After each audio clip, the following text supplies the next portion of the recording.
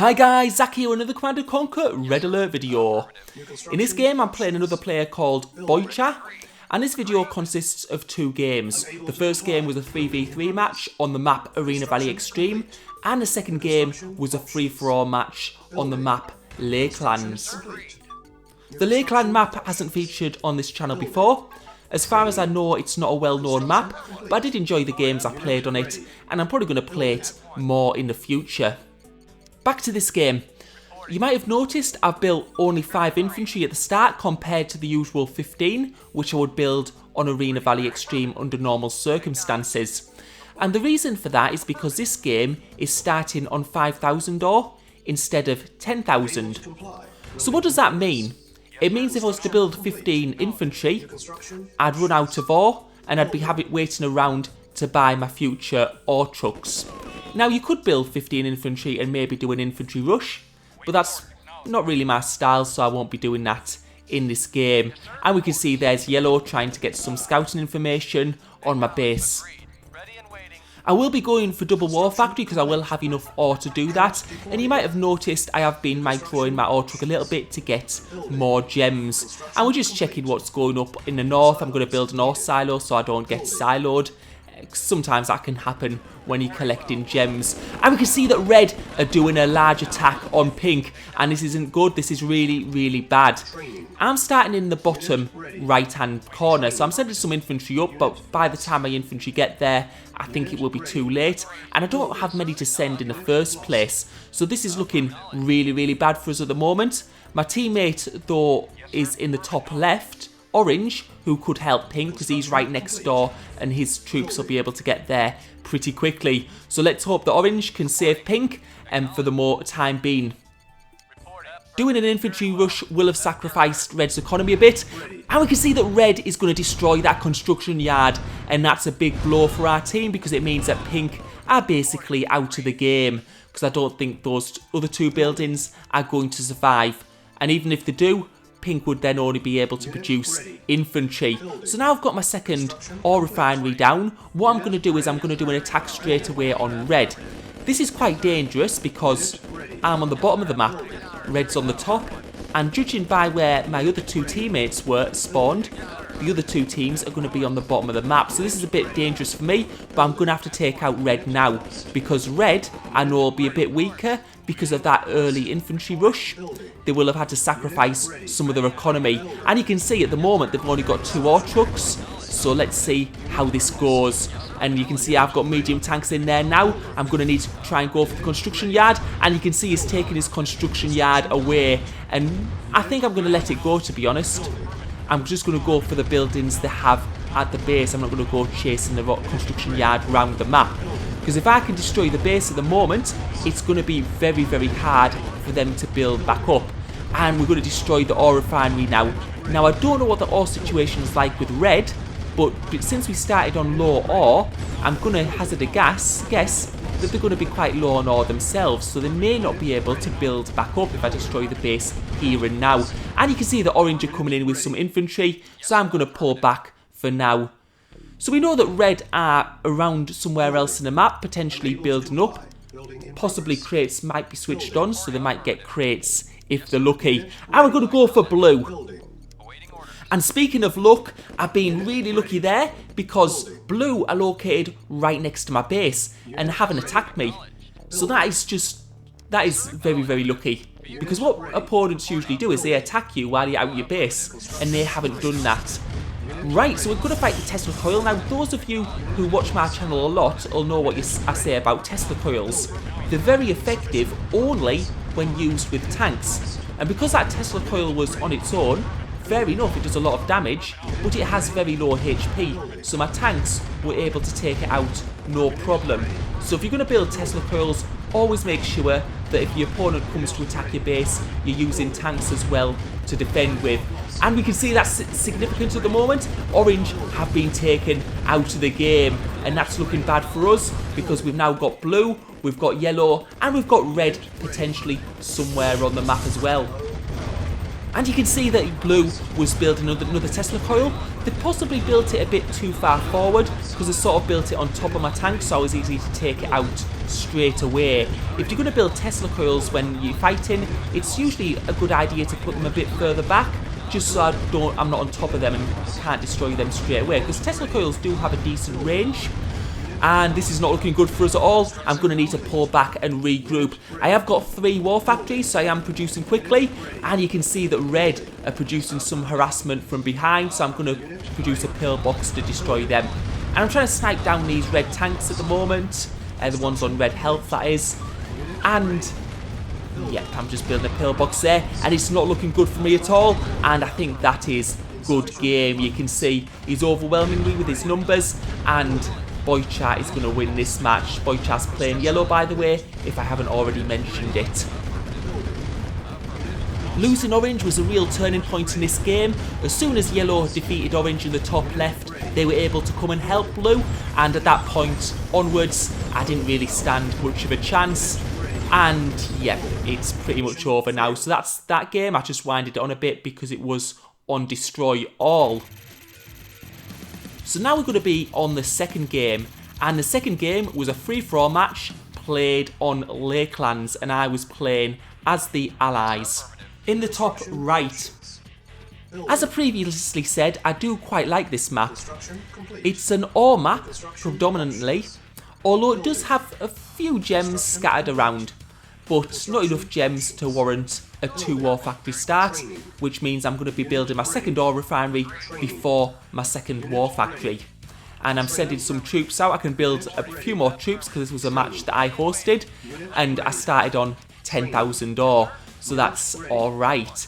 And you can see there's that ore patch I'm going to build on first, and then I'm going to expand to the south to that ore patch, and I'm probably going to try and expand to the middle.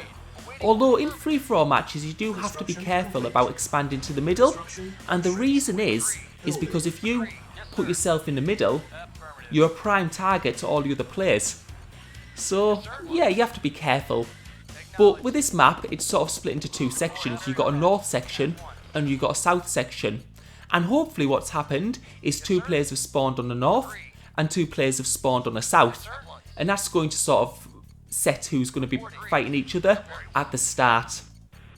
And at the moment you can see I'm getting a good scatter of troops around my base, so it's going okay at the moment. I'm quite well defended. I haven't seen many scouts from the other teams, and I'm just going to build a couple of ore silos to get across that gap before I build my second ore refinery, because what I'm trying to do is I'm trying to spread my ore trucks across different ore patches so I don't run out, because potentially with free-for-all matches you can end up having quite long games. I don't think this game will be extremely long because it is quite a small map. It's a 6-player map rather than an 8-player map. Now while playing free-for-all matches, it's always a balancing act. You want to destroy nearby threats because you want to get map control.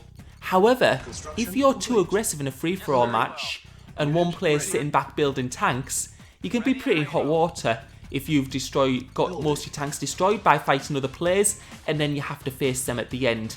So it's going to be a bit of a balancing act. We don't want to be too aggressive, but on the other hand, we don't want to sit back for the whole game and just let the other teams build up. And you can see I'm getting some good gems there, which is going to really help my economy and give me some cash ore, because I'm going to need it. I'm going to need to expand to the left.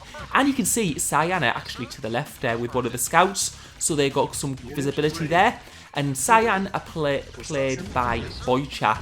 So I'm just taking my tank there just to blast it, basically. I think I'm out of range, so that's working well for me. But I'm building power plants crawling to the left. Now some of you say build ore silos, and possibly in this situation it might have been better. I'm going to build a radar dome though as well. And with free-for-all matches you always want to see what other players are doing, and that might play a big role later on. But power plants, the good thing about power plants is they do give you power. Ore silos don't really give you any purpose except allow you to stockpile ore, which you shouldn't be doing if you manage your resources correctly. Because if you're stockpiling ore, what that means is you should be building more war factories so you can build tanks more quickly. Right now I'm building my third ore refinery, and I'm going to need to build another ore truck as well, just to help me with that ore on that position. And you can see what I'm doing is I'm placing 2 ore trucks on each ore patch, just to help me not run out. So yeah, I'm just going to be building that extra ore truck now, and you can see I'm actually running out of ore. I'm very low at the moment, so as soon as I can get these ore trucks out and working, the better. Unit ready. Yes, sir. And that's going to be another 2 ore trucks working for me, which shall make a big difference. So I'm just about to produce this one. And yeah, I can... Now I'm actually quite surprised at the moment about how little action has been. I thought when I was expanding like this, I'd be confronted quite quickly, because everyone's going to try and get as much control of as many ore patches as they can. But it seems to be quite easy for me at the moment, so that's quite unusual. I would expect a bit more confrontation.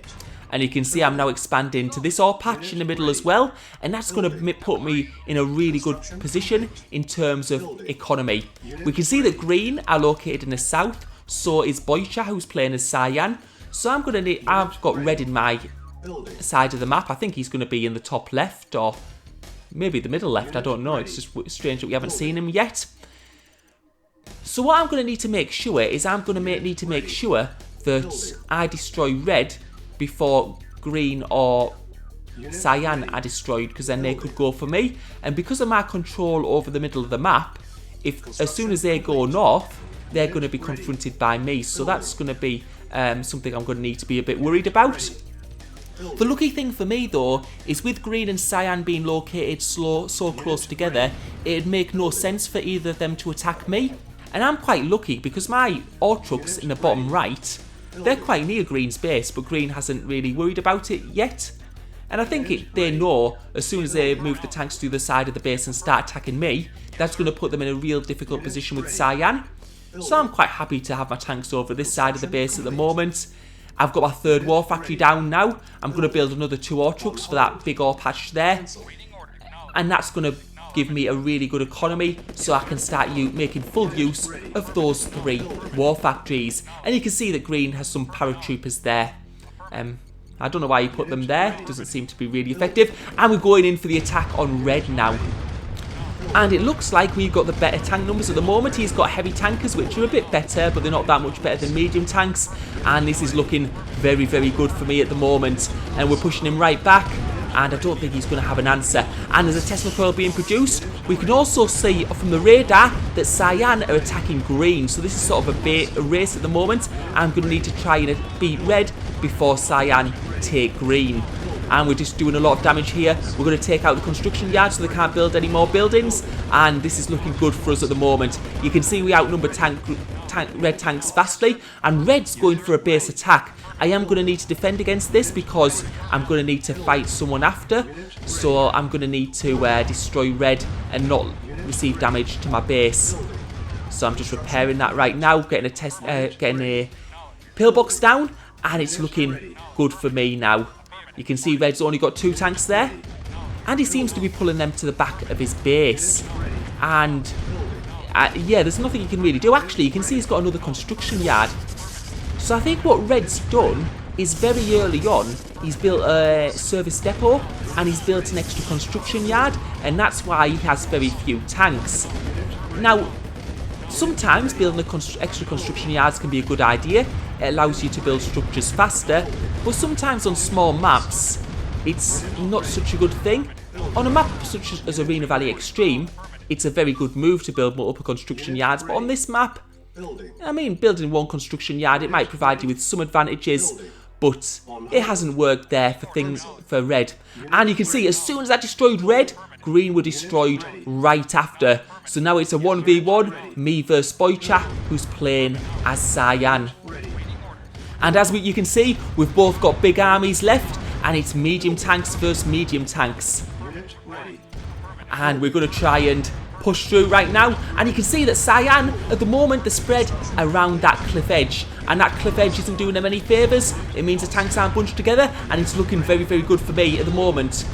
They're starting to bunch the tanks together a bit more, but they have lost a lot of tanks there. And you can see again, the tanks are getting spread out around that cliff edge, and I'm just pushing further and further in, and the further I push in, the worse the tracking gets.